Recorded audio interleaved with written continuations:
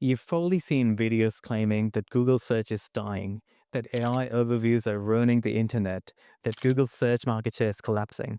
But here's the thing, as you can see in the graph, Google's market share has almost never changed and is still around 90.8%. That shows continued dominance, not a fall. And there's a good reason why Google's search market share hasn't changed. I mean, they pay to be the default option on browsers like Safari, and they pay billions for those deals. If the AI overviews were such a big problem, you would have seen that drop off, and it would have been more apparent that Google's search market share is collapsing.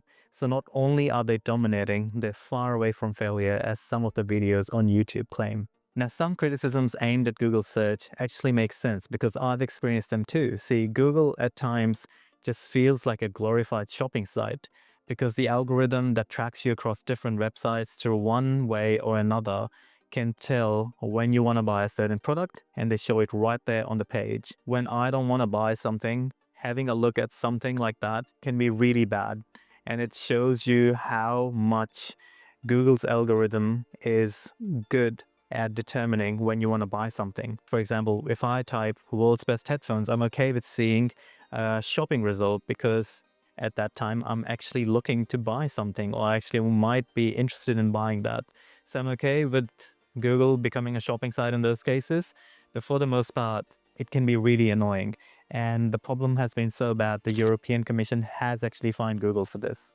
And as far as the AI overviews are concerned, there's legitimate criticism saying that they take up more than a third of the first page. The thing is, if those AI overviews are giving you good value, that's okay, and you can always scroll down. In addition, there's always an option that when you search in Google, you just add -AI at the end, and that will remove that overview. Or you can type in UDM equal 14 in Google's search URL.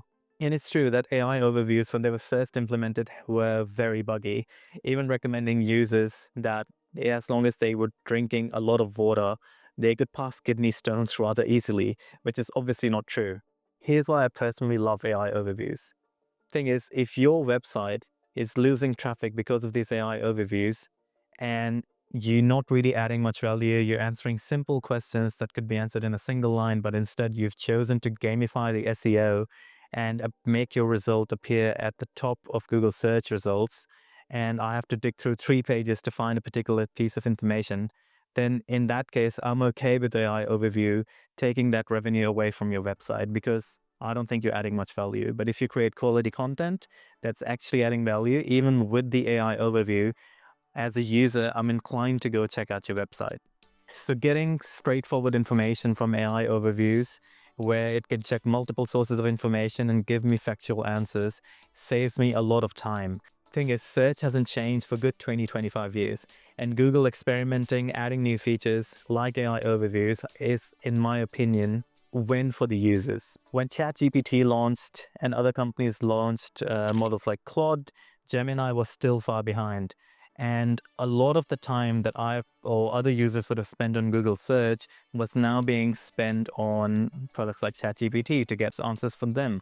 So Google had to innovate. They had to integrate the Gemini AI into their search products, or they would have risked becoming irrelevant. And I personally think Google's search now saves me a lot of time simply because AI overview is an other layer of added information where I don't have to go to ChatGPT anymore. I can just find it right there. And if I really want to dig down in even more details, I can just continue that conversation.